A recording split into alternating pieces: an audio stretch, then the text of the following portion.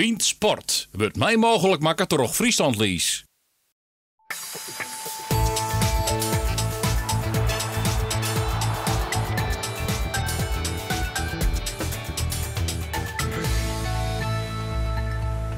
Goeien, het is vrijdag 16 januari. Dit is Bient Sport. Met Joen on tafel, Nederlands beste shorttrekker eerst, Sjenky Knecht.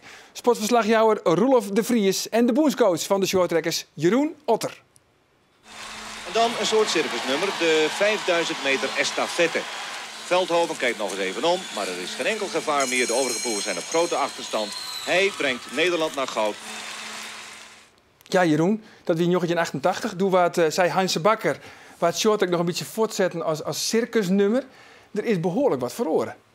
Ja, toen werd er al heel hard getraind en heel veel geschaatst. Alleen ja, de sport heeft zich heel erg ontwikkeld. Niet alleen qua materiaal, maar ook de manier van trainen. En uiteindelijk is de sport ook heel breed geworden. En in 88 was het een Olympische demonstratie. Dat werd in die tijd altijd gedaan. Een nieuwe sport op te spelen. Dat werd eerst een demonstratie en 4 jaar later dan officieel. Maar je zag het, de ontwikkeling, dat was net een olievlek. Was het op dat moment misschien 14, 15 landen. De laatste wereldkampioenschap hadden geloof ik 41 landen die deelnamen. Dus ja, het gaat heel snel dan. Ja, shorttrack is booming en de shorttrackers doen het hartstikke goed. Maar ik zeg een heel kritisch stuk van die en zo van ja, de shorttrackers doen het goed. Het is eigenlijk vooral Sjenky die het goed doet. Sjenky doet het heel erg goed. Ja, die scoort medailles. En de andere, het is niet zo, wij proberen altijd de shorttrack met de prestaties van de lange baan te vergelijken. Dat zal nooit gebeuren dat we 5, 6 man in een top 10 hebben. We zijn nog steeds, ik ben nog altijd heel erg blij als we een medaille pakken en nog een aantal mensen gewoon in die top 8 kunnen laten rijden.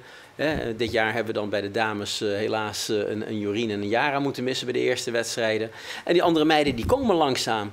De Riannes, de Lara's en nu op dit moment Suzanne. Nou, dat is mooi om te zien. Als we dat kunnen aanvullen met de terugkomst van Jorien en Yara. En bij de mannen een Freek die met een aantal keren nu top 8 gereden. En Daan die moet ook wat vaker die top 8 in. Die potentie heeft hij. Alleen het is even wachten wanneer valt dat kwartje. En bij Sjenky is dat een tijdje geleden al gevallen. Ja, dat is ik wel wat irriteert, die opmerking. Want het is toch vooral Sjenky. Dat een Daan Breusma bijvoorbeeld zei zat van ja, jongen, leuk en aardig. Ik zeg bij het team bijvoorbeeld, de relay is bijvoorbeeld wel een team. Had die opmerking hun ik wel wat irriteerd? Of triggeren misschien? Kun je dat wel voorstellen namelijk?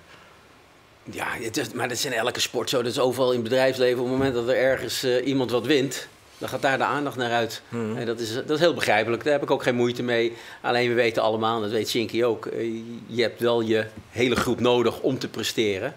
En zo'n relay, dat doet Sjenky echt niet eens eentje. Laat dat heel duidelijk zijn. Daar heeft hij echt die andere 3 mannen heel hard voor nodig. Ja, de naam Sjenky is nog een paar keer van. Hij zit eigenlijk op tafel, Sjenky. Hey, daar is hij. Viel sto die druk, Sjenky? Nou, nee, ik doe gewoon mijn ding. En ik doe wat ik dwang kan. En, ja. Maar er wordt toch vooral naar die jongen. Bijvoorbeeld in de relay. We weten alle jaar, doorkomst aan die laatste 2 rondes en dan maar sto het dwan. Ja, nee, maar dat weet ik van tevoren. En dat die horen 3 jongens erbij bloeien, dan zei ik dat ik een heel eind komen kan. En ja, dat is wat hun opdracht is. Zo lang mogelijk bijbloeien en dan mij zo goed mogelijk uitzetten voor de laatste 2 rondes. Maar vraagt het net voor druk? Nee, want Doma is het allemaal. Ja, dat is wel zo. Maar ik doe dat nou al bijna 6 hier. En het is een stukje gewenning, denk ik. Ja. Nou, laten we even zien naar wat hele mooie momenten waar we stoten. Ja, het zou goed best eigenlijk. Laten we even zien. Nog 1 ronde. Knecht op de positie van een medaille. Maar houdt hij dat? Want Dawounsin wil winnen door. Ze zitten allemaal op elkaar. Knecht wappert naar buiten. En pakt brons achter Victor aan. En Vladimir Grigorev is er een bronzen medaille.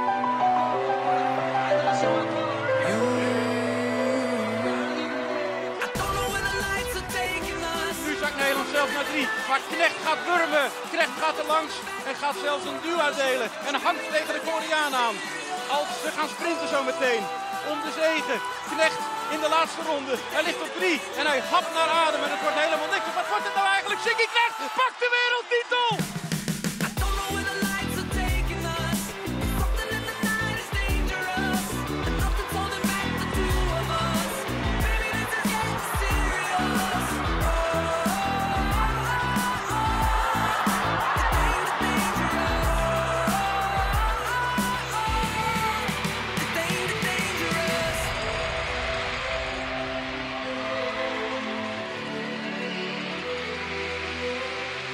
Dit geeft hij wel weg, of niet? Oh, Knecht voor Kwak. Hamlin nu op 2.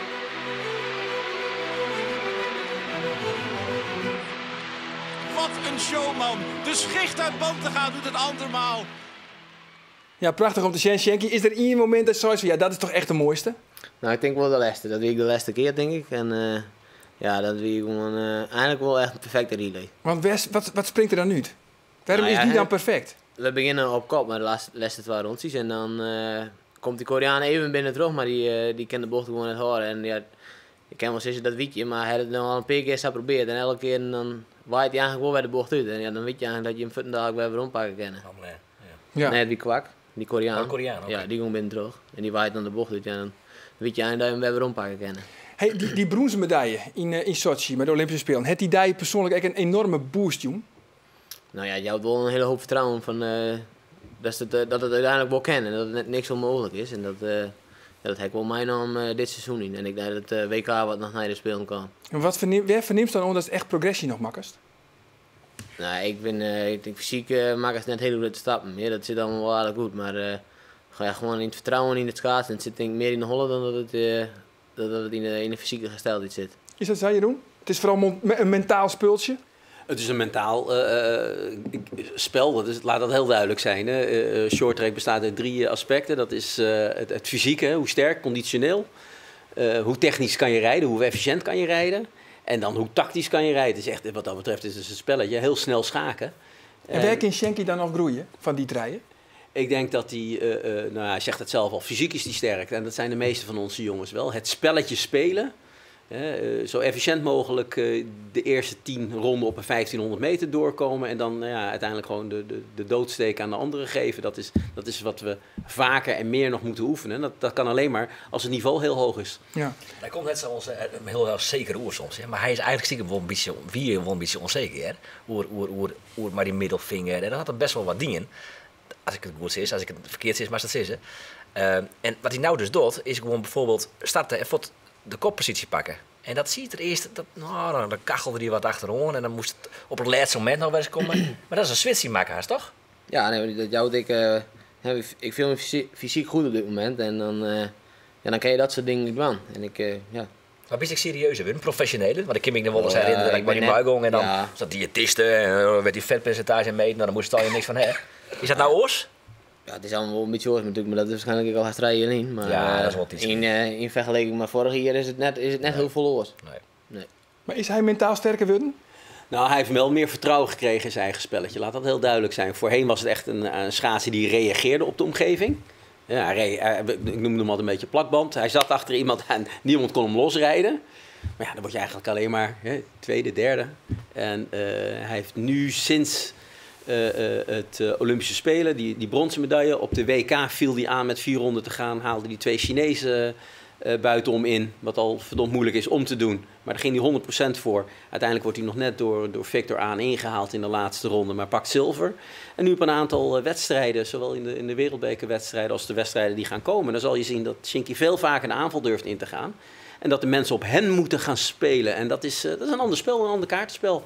En iedereen zal daar weer ook anders op voor moeten bereiden. Ja. Ja, mentaal ben je sterker worden, fysiek zit er dus goed voor. Ik wil er nog één fragmentje nog even uitpikken. Laten we daar even naar Sjen. Een strijd om de gouden medaille. En net als vorig jaar laat Knecht zich wel of niet ringeloren in de slotronde door Victor Aan. Wat een gevecht tussen 2 fenomenen. En Victor Aan trekt het dan toch naar zich toe. Hij wint en Knecht baalt, want weer wordt hij geklopt door de Rus. Maar je zag aan zijn reactie hoe graag hij dit zou willen winnen. Ja, Sjenky, kisto oer die verlies? Nee. Nee? Nooit niet? Nee, maar dat is... Dat is prima. Dat is net niet een topsporter echt hoe je verliest kan. Nee. Maar dit, bijvoorbeeld de Engelse, toch een kwaliteitskrant, The Guardian, die heeft hij dan nomineerd voor de anti-sportprijs. Hoe is het eigenlijk al doen? Heeft hij woen trouwens? Ik heb er geen idee van. Nee, ik heb er ook eigenlijk wat van je hebt. Maar wat doet soks mij daar? Wil je daar... maak je daar zelf een wapenje? Lees je soks? Ik wist het wel, maar dat gaat gewoon langs me. Dat gaat de ene heer uit en de heer in en de andere heer uit. Ja, dan moet je eigenlijk helemaal net druk mee wezen. Nee, omdat er alle nice-sites hier toch eigenlijk een beetje oernaam. Wat doe jij daarmee als coach? Wat doet dat mooi? Nou, ik zag dat... We praten hier over het Europese kampioenschap van precies een jaar geleden eigenlijk. Hè? En het hele toernooi zat al een soortement tegen. Hè? En ik kan me niet meer helemaal goed herinneren, maar op de 1500 werd hij onderuit gereden. Op de 500 ging het Ja, toen was ik, 500 ging wel goed. Oké, de 1000 was het weer. Maar die een optelsom. Het was gewoon een optelsom. En elke keer buiten zijn schuld om. Hè. Kijk, hier werd hij gewoon stilgezet door Victor aan in die relay. Je kan altijd aan twee kanten kan je naar kijken. Hier denk je, ja, potverdikke, misschien zoekt hij net die grens op Victor. Als Victor bij ons had gereden, had ik gezegd, man, dat was een mooie stilzetter, weet je wel. Dus, maar als je dan die 1000 en die 1500 van die 2 dagen daarvoor meeneemt, dan kan ik me voorstellen dat het op een gegeven moment echt tot hier zit. Ja. Ik enigszins begrijpelijk. Bloedhekel aan die Victor aan, hè? Gewoon al die jij, hè? Een Koreaan die van Rusland rijden gaat en dat is nog een irritante persoonlijkheid. Ik denk gewoon een bloedhekel aan. Ja, is hij irritant, Victor aan? Dat weet ik net, maar... dat zie ik maar eventjes. We zijn live, hè? We zijn live. Ja. Jongens, tikken nog even nooit. Keer wij naar de riegen van mijn club, want we winnen deze week bij de ijshockeyers van de Flyers.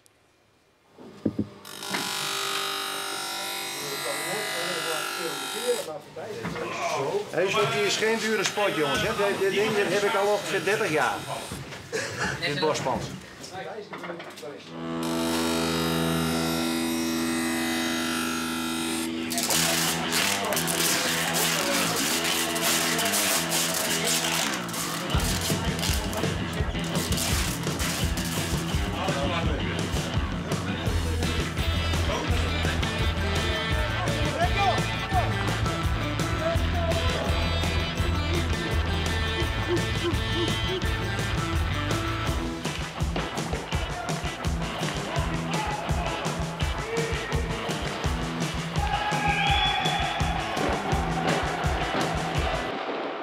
IJshockey is... Nee, IJshockey blijft altijd een mooi sport. Je ziet ook dat IJshockey's gewoon eigenlijk altijd weer terugkomen op een sport. Er zijn, je hebt jongens die hockeyen en dan op een gegeven moment in de puberteit, dan is misschien wel eens even een keer een mindere periode of door werk. Carrière gaat natuurlijk op een gegeven moment natuurlijk voor. Maar ze komen toch altijd weer terug. IJshockey is blijven voor een hele leven IJshockey over het algemeen. Ja, het is gewoon een geweldige sport. Waling is eigenlijk vroeger als jong jongetje had hij besloten ik wil later ijshockey. Alleen dat was een beetje moeilijk, want dan moest hij naar Heerenveen. En op een gegeven moment werd die ijshal hier gebouwd. En toen was Waling de eerste die zei van ik ga op ijshockey. Ik denk, nou dan moet ik woensdagmiddags ook maar even heen op een oren. En zo had je daar eigenlijk een heel ploegje jongens die hadden eigenlijk houtjes en oren. En die gingen dan naar het winkeltje om ijshockeyskaartjes te huren. En zo is het eigenlijk begonnen. Waling zat al bij de club. Er zaten wat meer jongens bij de club. Maar het jaar erop zat iedereen bij de club.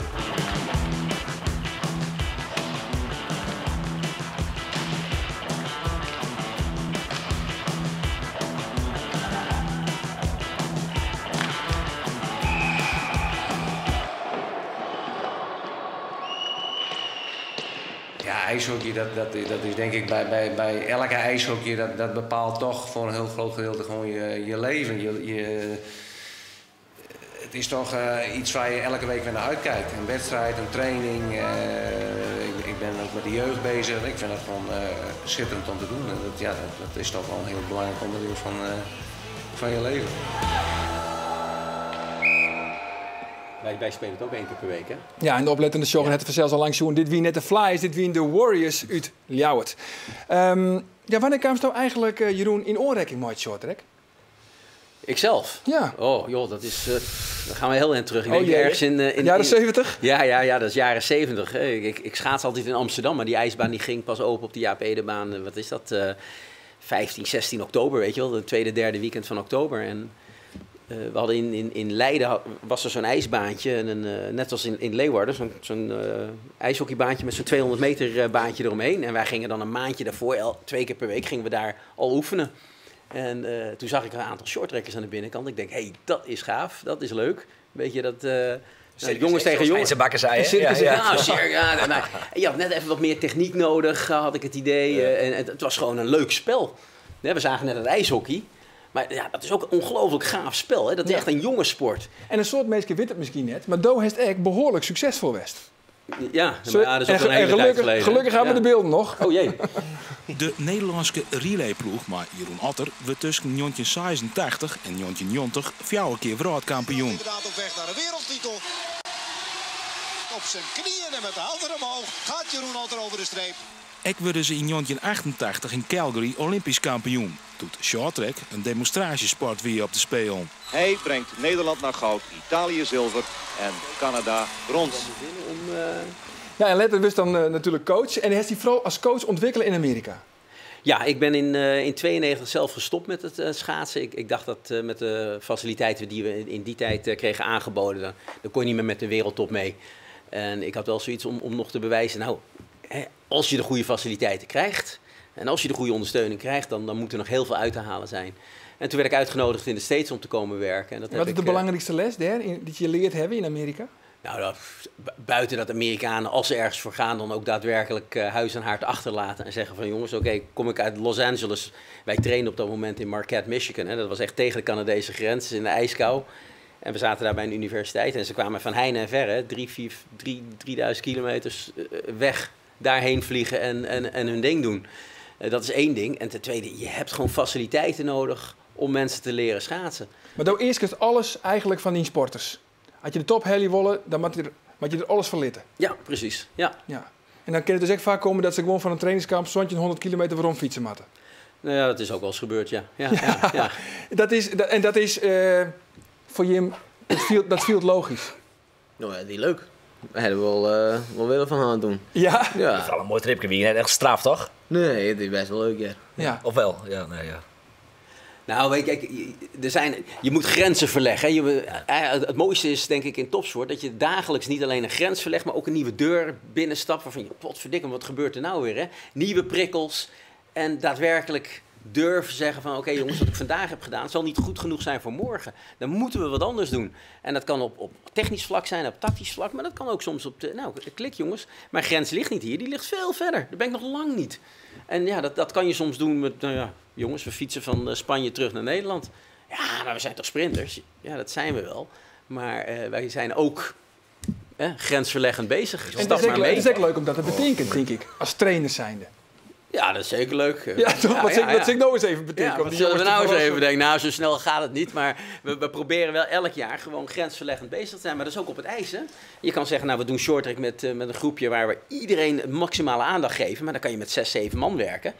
Maar dan kunnen ze fysiek heel goed worden en kunnen ze technisch heel goed worden. Maar tactisch maak je er dan helemaal niks van. Dus op dit moment hebben we een uitdaging, 14, 15, 16, soms wel 18 man op het ijs. Nou, dat is net een mierenhoop. Nou, dat gaat maar links, rechts. Het ijs wordt slecht. Maar uiteindelijk moeten ze heel erg creatief zijn wat ze op het ijs doen. En ja, ik denk dat Shinky dat als geen ander heeft opgepikt. En vandaar dat hij op zo'n vierkante meter, want we zagen het net met 3, 4 man aan het schaatsen is. Ja, en dan wurmt hij zich er toch weer heel goed doorheen. En dat heeft hij heel goed opgepikt. Ja, hoe leer je dat? Ja, dat valt net te leren, denk ik. Zulke dingen, ja, iedereen heeft ook wel vrij hoe ding staat daar, ja.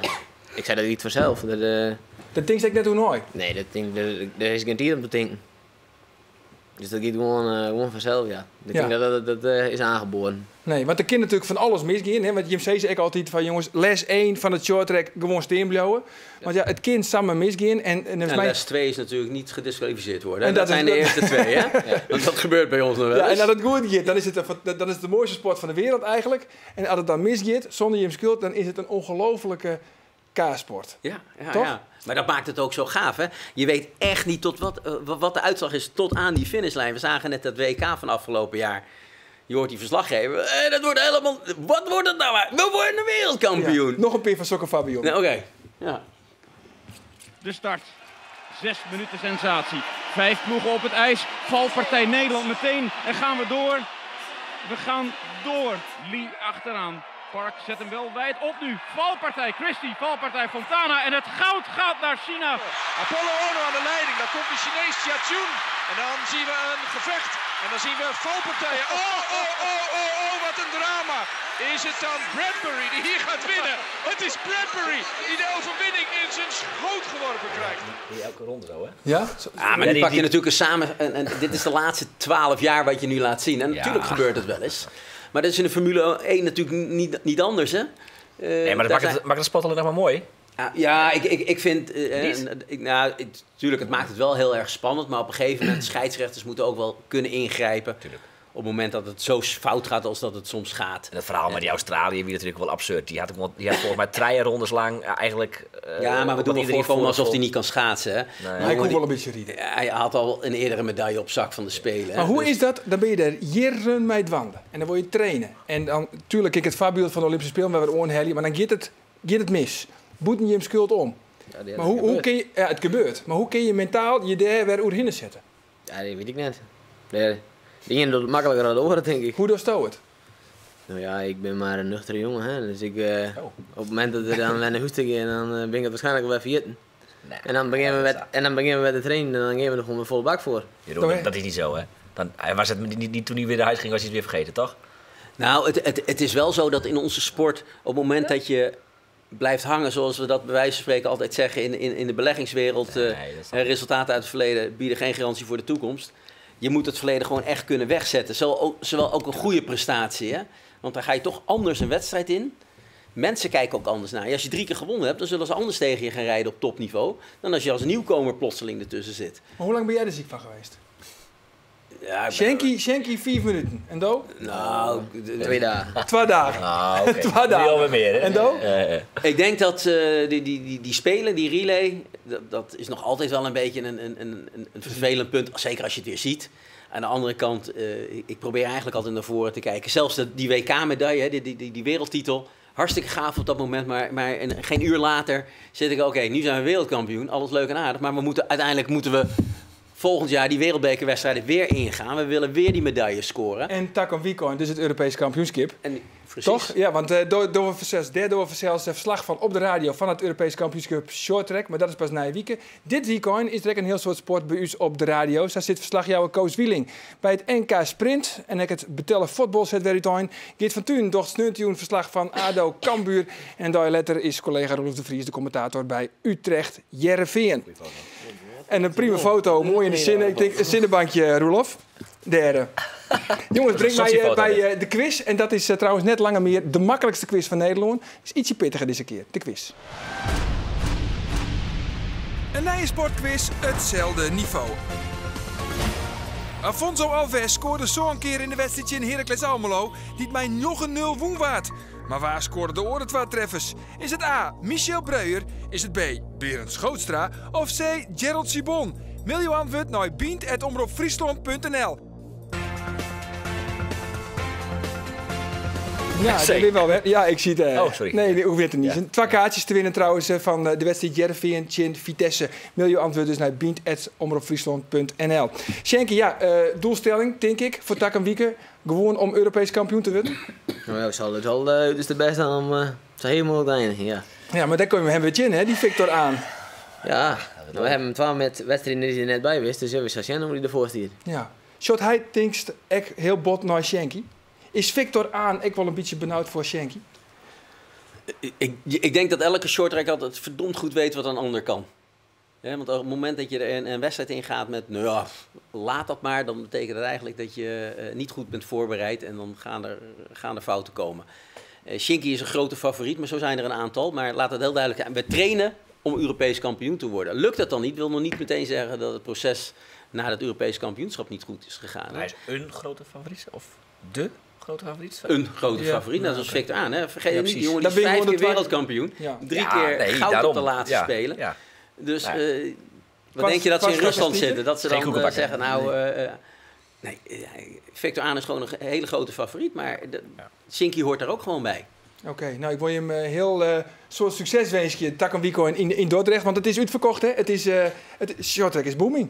Nou, laten we het hopen. Laten we het hopen dat het booming is, maar het ziet er wel naar uit als we een vol stadion hebben in Dordrecht. Mooi. Is het, ja, en er komt een hele gave show. Het wordt georganiseerd door de jongens die ook het WK hockey hebben gedaan, het WK roeien, KLM Open. Ja, die weten echt hoe ze de mensen aan die sport moeten binden. En nou ja, shorttrack is, je hebt het al een aantal van die beelden gezien, is gewoon op het puntje van je stoel zitten. Ja. Hè? En dan als kerst op de taart, Shanky Knecht als Europees kampioen. Ja, te mooi. Toch? Ja. Of lees ik nog iets te volle druk op de schouders? Ja. Nee, ik is toch wel mee omgaan. Ja. Heren, Tiger, dank voor je komst. Ons 4 manje. Dan ben we er zelfs weer mooi bij Bient. Van nou nog een hele gezellige joen en een sportief weekend te wezen. Dag.